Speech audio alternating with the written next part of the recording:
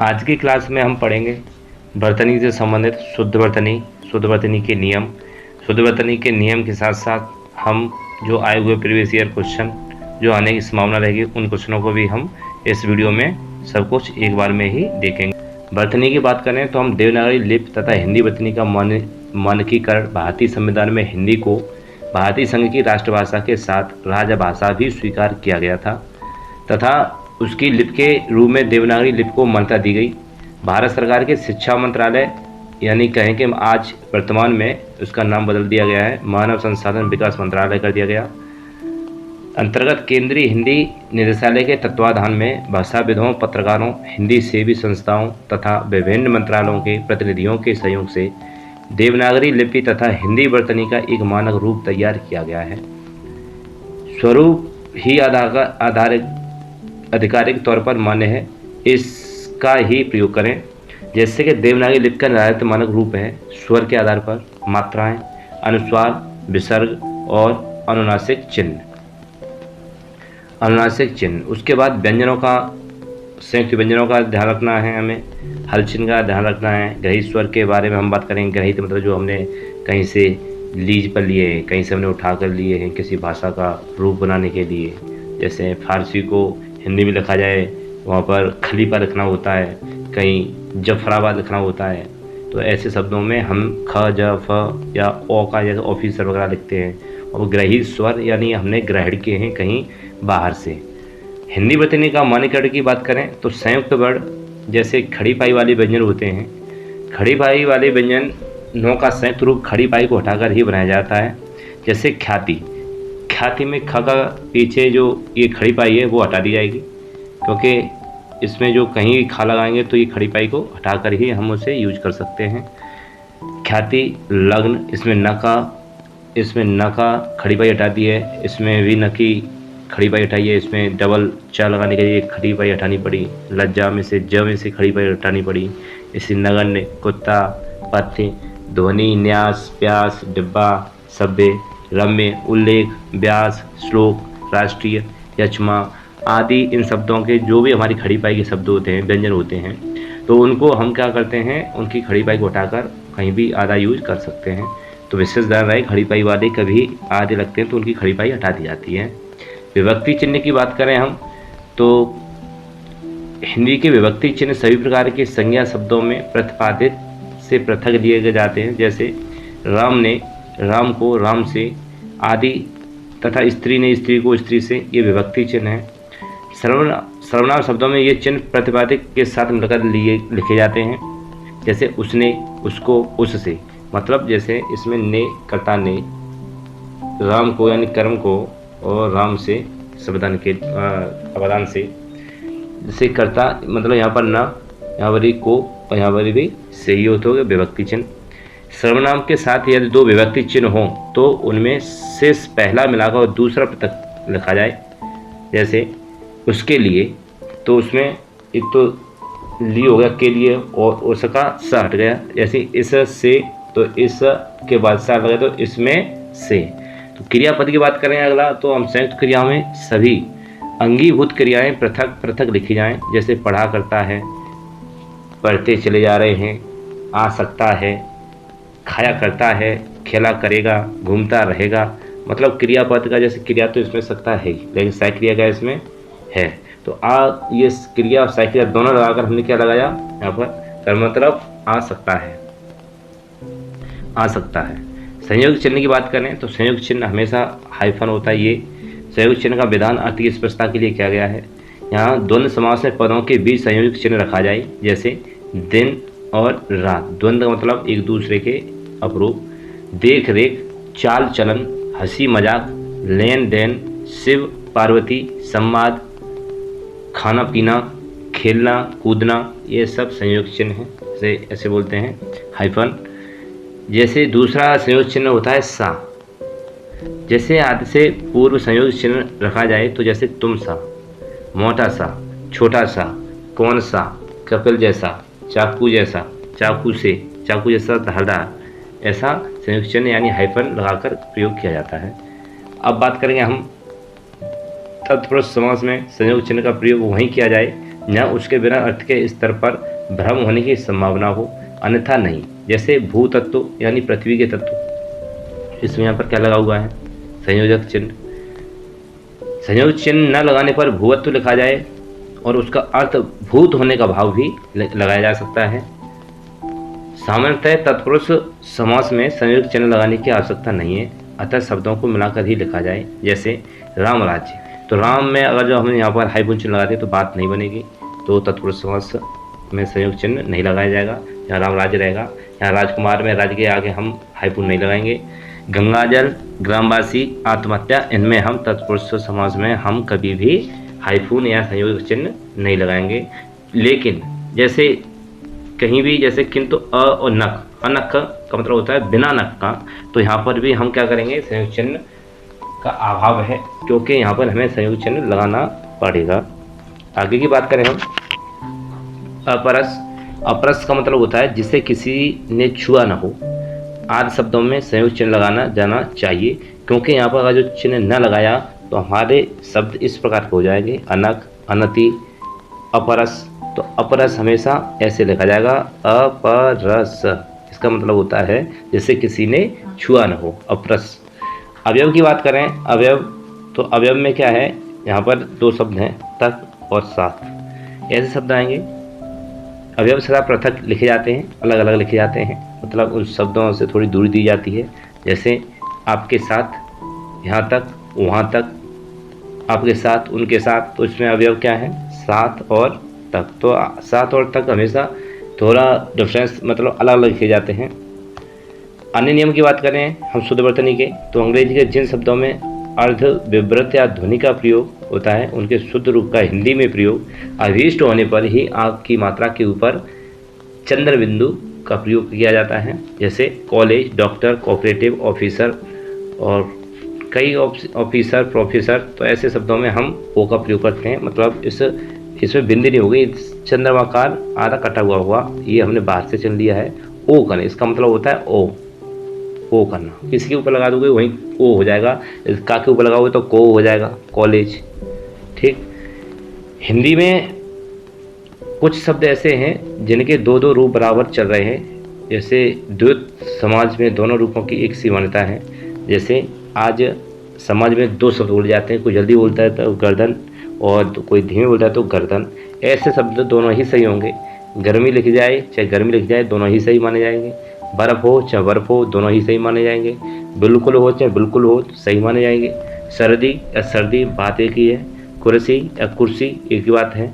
ऐसी भर्ती और भर्ती, एक बात है। फुर्सत और फुर्सत, बर्दाश्त बर्दाश्त, वापस और वापस, आखिर और आखिर, बर्तन बर्तन, दोबारा दोबारा, दुकान दुकान। तो इन शब्दों को कहीं हमारे समाज में, द्वैत समाज में दोनों रूपों के एक ही सी मात्रा दी गई है, जिनमें कुछ ऐसे शब्द हैं जिनमें दो दो रूप बराबर चलते रहते हैं। पूर्वकालिक प्रत्यय की बात करें तो पूर्वकालिक का मतलब पहले प्रत्यय लगा दिया जाए, कर क्रिया से मिलाकर लिखा जाए। जैसे मिलाकर, खाकर, पीकर, पढ़कर, चलकर, दौड़कर, ये सब पूर्वकालिक प्रत्यय लगाए जाते हैं। शिरा रेखा का प्रयोग चलता रहेगा हमेशा। पूर्ण विराम को छोड़कर शेष विराम आदि चिन्ह वही ग्रहण कर लिए जाए हैं, जैसे कॉमा, अर्धविराम, प्रश्नवाचक, विस्मयबोधक, और ये पूर्ण विराम या ये विवरण चिन्ह। पूर्ण विराम के लिए खड़ीपाई का प्रयोग किया जाए।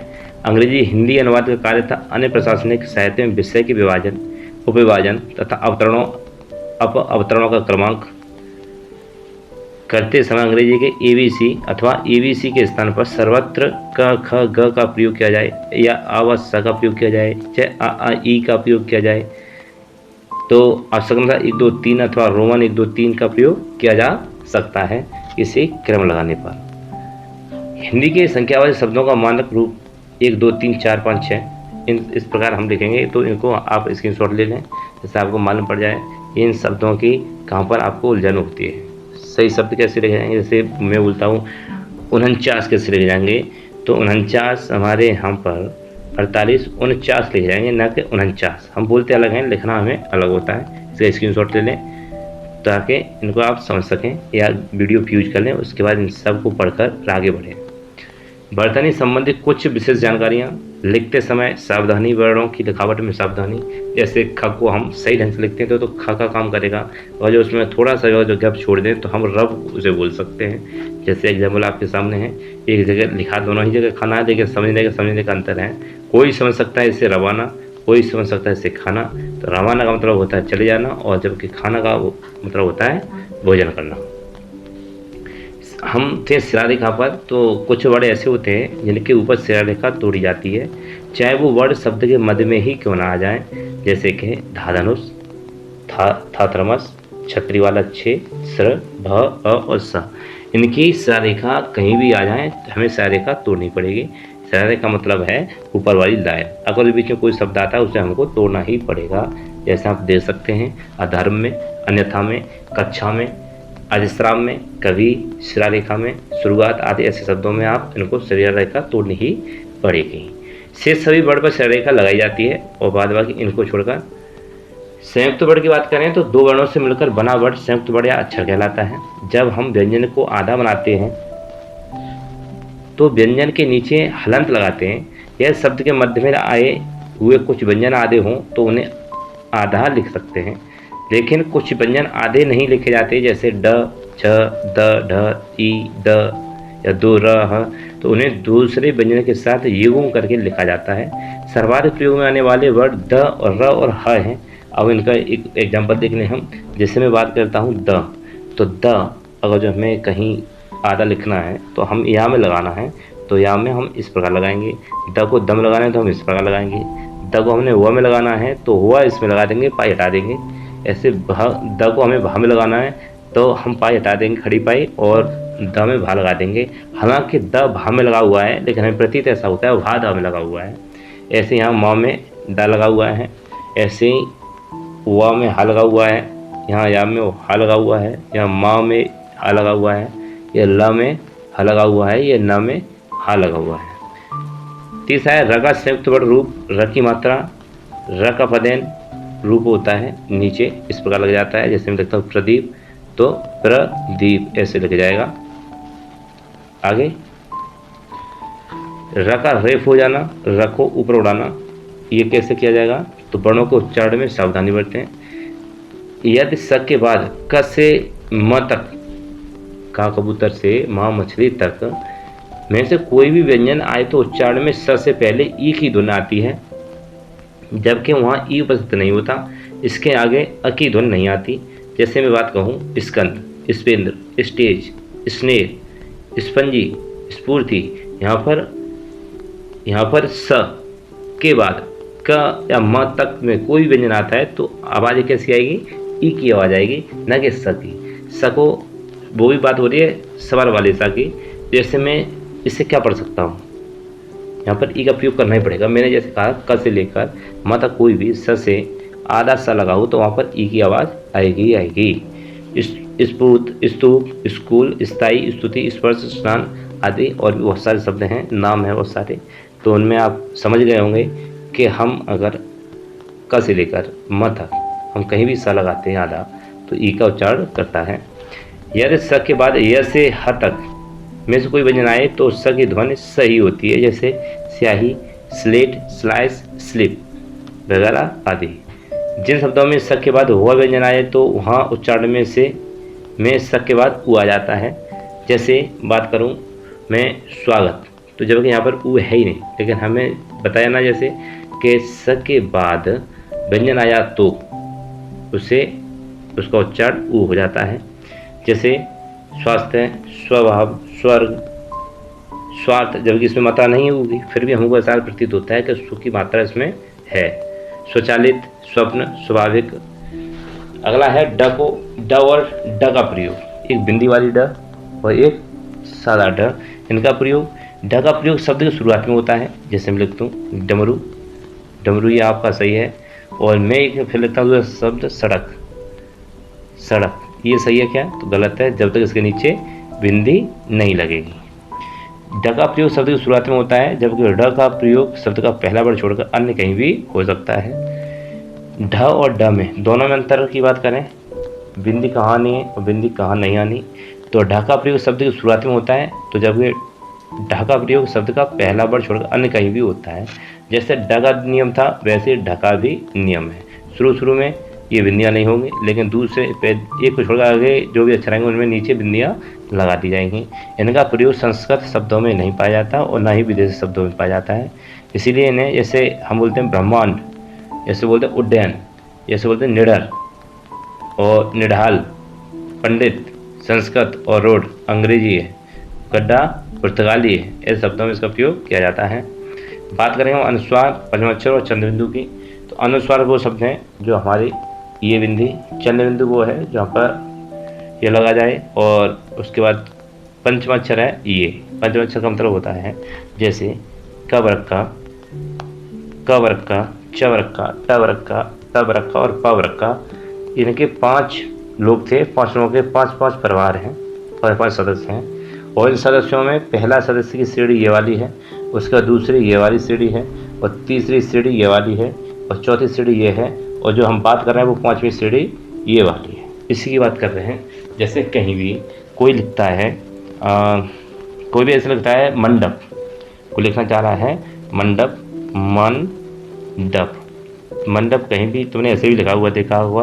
अगर मैं बात करूं पहले वाले अक्षर से दूसरे वाले अक्षर पर जो बिंदी गई है, यहाँ पर ऐसे बोलेंगे मंडप, और दूसरे वाले अक्षर पर गई है तो दूसरे वाले का पंचमाक्षर देखेंगे। ड का पंचमाक्षर क्या है? अड़ा। तो हम इसे ऐसे लिख सकते हैं मंडप, मंडप। ये भी हमारा सही होगा। ठीक है। बात करें ब और व का प्रयोग। ब का प्रयोग हम हमेशा ओष्ठ है, मतलब ओठों का चिपकना ब का मतलब बताता है, और जबकि व का मतलब अंदर से गर्म वायु को बाहर निकलना और ओठों की आवृत्ति गोल हो जाना, व का प्रयोग कहलाता है। कहीं स और स होने पर शब्द में क्रम क्या रहेगा? यहाँ पर सीटी आवाज़ देती है, यहाँ पर बोलते समय सीटी मुँह से निकलती है, वहाँ तक प्रयोग इस सा का होगा। और कहीं सीटी नहीं निकलती वहाँ पर इस सा का होगा। अगर कहीं झटके से अंदर बीच में कहीं भी बोलना है, झटके में बोलना है, तो उसे यहाँ पर इसे लगा देंगे बीच में। जैसे कोष्टक बोलते हैं, विशेष बोलते हैं, या कहीं युधिष्ठिर बोलते हैं, तो वहाँ पर पेचीले वाले सा का प्रयोग होगा। र और रे और स के बाद न व्यंजन के स्थान पर अणा का प्रयोग होता है, सिर्फ रे, र और स के माध्यम में। वर्ण वियोजन की बात करें, विच्छेद वर्ण वियोजन संयोजन की बात करें, तो अनुस्वार में जैसे बता चुका, अनुस्वार मतलब होता है आपकी अंगिकी बिंदी, बालिंग अक्षर आप उस चंद्र बिंदी को, और पंचमाक्षर आप जानते ही अंगिकी बिंदी होती है, और कोई भी ये चिन्ह नहीं होता। अब हम लगाएंगे फास्ट एंड क्विक क्वेश्चन। तो पहला ही क्वेश्चन है हमारा, आप जल्दी से कलम घुमाएं। पहला ही क्वेश्चन है हमारा, इन शब्दों में से किस शब्द में र वर्ण नहीं है? इसका सही आंसर हो जाएगा पृथ्वी। इसमें र नहीं, हालांकि रे है, ऋषि वाली रे। दूसरा क्वेश्चन है, निम्नलिखित में से किसकी बतनी सही नहीं है? इसका सही आंसर हो जाएगा घ, तड़पना, जबकि यहाँ पर र में यहाँ पर बिंदी आनी थी। निम्नलिखित शब्दों में से किस शब्द में रे वर्ण है? तो इसका सही आंसर हो जाएगा घ, कृषि में है। अगला क्वेश्चन, क्वेश्चन नंबर 4, पंचानन शब्द में बिना अनुस्वार इनमें से कौन सा वर्ण है? तो क्वेश्चन नंबर 4 का सही आंसर हो जाएगा ख। छंदबिंदु का प्रयोग किस भाषा में होता है? तो 5 का सही आंसर हो जाएगा हिंदी में। खंजन शब्द में बना अनुस्वार इनमें से कौन सा वर्ण है? तो ज का है, सही आंसर हो जाएगा क। अगला क्वेश्चन, क्वेश्चन नंबर 7, किस शब्द में र का प्रयोग नहीं हुआ है? तो उसका सही आंसर हो जाएगा 7 का, क्वेश्चन नंबर 7 का सही आंसर हो जाएगा घ, आवृत्ति। अगला क्वेश्चन है, कंठ शब्द में बना अनुस्वार निम्नलिखित में से कौन सा है? क्वेश्चन नंबर 8 का हो जाएगा सही आंसर अड़ा। अगला क्वेश्चन है, निम्नलिखित में से किसकी वर्तनी सही नहीं है? तो सही आंसर हो जाएगा क्वेश्चन नंबर 9 का ख, सड़क, इसमें जबकि यहाँ पर बिंदी आनी थी। अगला क्वेश्चन है, क्वेश्चन नंबर 10, कंकाल शब्द में बना अनुस्वार निम्नलिखित में से कौन सा वर्ण है? सही आंसर इसका हो जाएगा क्या पूछा इसमें? शब्द में बना अनुस्वार निम्नलिखित में से कौन सा वर्ण है? तो इसका सही वर्ण है क, न का, पंचमाक्षर कंकाल। अगला क्वेश्चन, निम्नलिखित में से किस शब्द में र का रेफ रूप प्रयोग हुआ है? क्वेश्चन नंबर 11 का सही आंसर हो जाएगा ग रमाकांत। इसका सही आंसर हो जाएगा वर्षा। किस शब्द में रे का प्रयोग हुआ है? इसका सही आंसर हो जाएगा हृदय। किस शब्द में र का प्रयोग नहीं हुआ है? क्वेश्चन नंबर 13, तो इसमें हुआ है पृथ्वीलोक में र का नहीं, हालांकि रे का प्रयोग हुआ है। अगला क्वेश्चन है क्वेश्चन नंबर 14, आनंद शब्द में बना अनुस्वार निम्नलिखित में से कौन सा वर्ण है? तो सही आंसर हो जाएगा ग आनंद में न। संयम शब्द में बना अनुस्वार निम्नलिखित में से कौन सा वर्ण है? क्वेश्चन नंबर 15 का हो जाएगा ख यानी अंग। निम्नलिखित में से किस शब्द में ह पूरा वर्ण है? तो इसका सही आंसर हो जाएगा ख यानी कि सहृदय। अगला क्वेश्चन है संस्कार शब्द में बना अनुस्वार निम्नलिखित में से कौन सा वर्ण है? क्वेश्चन नंबर 17 का सही आंसर हो जाएगा अंग है, अंग। अगला क्वेश्चन है निम्न में से किस शब्द में ह पूरा वर्ण है? क्वेश्चन नंबर 18, इसका सही आंसर हो जाएगा ग। निम्न शब्दों में से किस शब्द में र का पदन रूप है? तो क्वेश्चन नंबर 19 का सही आंसर हो जाएगा घ, क और ग का। अगला क्वेश्चन है निम्नलिखित में से किसकी वर्तनी अशुद्ध है? इसका सही आंसर हो जाएगा क्वेश्चन नंबर 20 का डगर, क्योंकि ऐसे लिखा जाएगा डगर को डगर न कि बिंदी, बिंदी यहाँ पर गलत है। इस लाइन का शुद्ध वर्तनी संक्षेपण क्या होगा? इसमें से इसका सही आंसर हो जाएगा 21 का सही आंसर हो जाएगा युधिष्ठिर, युधिष्ठिर। सही, ये तो गलत हो जाएगा युधिष्ठिर, ख सही हो जाएगा। अगला क्वेश्चन है 22 का सही आंसर हो जाएगा इसमें से, इस लाइन का मतलब हो जाएगा बाहुव्रीहि क। अगला क्वेश्चन नंबर 23, संस्कृत का शुद्ध वर्ण विच्छेद होगा, इसका सही आंसर हो जाएगा क संस्कृत। क्वेश्चन नंबर 24, इन शब्दों का शुद्ध वर्ण संयोजन होगा, क्वेश्चन नंबर 24 का सही आंसर होगा ग अतिशयोक्ति। अगला क्वेश्चन है क्वेश्चन नंबर 25, सांप्रदायिकता का शुद्ध वर्ण पल्लव वर्ण होगा, तो सही आंसर क्या होगा? तो इसका सही आंसर हो जाएगा घ आंसर। संज्ञा का शुद्ध वर्ण वियोजन होगा, क्वेश्चन नंबर 26 का सही आंसर हो जाएगा ग। अब इन शब्दों के बारे में पढ़ लें। हमेशा कोई भी अक्षर बनता है तो अक्षर बनाने के लिए हम किसी न किसी स्वर का प्रयोग करते हैं। कोई अक्षर नहीं होता, वहाँ पर स्वर का प्रयोग होता है। जैसे मैं बताऊँ क, तो क ऐसे बिना स्वर के बनेगा ही नहीं। जैसे हमें लगता है ना के ए, तो इसका मतलब ए का मतलब होता है क प्लस अ। कहीं भी शुद्ध हम शब्द लगाएंगे वहाँ पर अ का प्रयोग जरूर करेंगे। जहाँ अ नहीं है वहाँ पर अक्षर आधा बना हुआ है। जैसे मैंने कहा सांप्रदायिक, तो इस सांप्रदायिक में जो सा लगा हुआ है, इस सा में जो ये आ है, आ ही क्या है, इसमें बड़ा आ का डंडा लगा हुआ है। म आधा, इसलिए इसमें कोई आ नहीं है। सा म प्र, तो यहाँ पर ये गलत हो गया। तो सही आंसर हो क्या था हमारा 25 का घ।